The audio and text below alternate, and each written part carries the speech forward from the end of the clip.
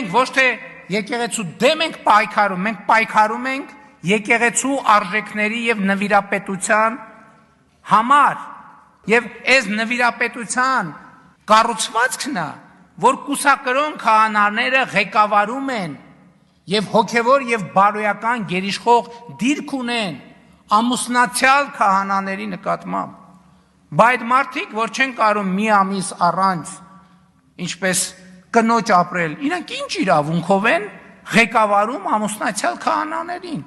ովքեր իրենց ուխտը չեն խախտել, ովքեր Աստծու առաջ եւ հանրության առաջ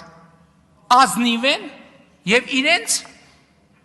ծառայության մեջ առաքինի։ Ով է, օրինակ, Կտրիչ Ներսիսյանին իրավունք տվել հրահանգ տալ ամուսնացյալ քահանային եւ ասենք Սամվել Խաչատրյան ամուսնացյալ քահանաներին հրաման տա եւ նրանց նկատմամբ գերակա դիրք զբաղեցնի։ Ոնց կարա։ Դա անարգանք է բոլոր ամուսնացյալ քահանաների նկատմամբ։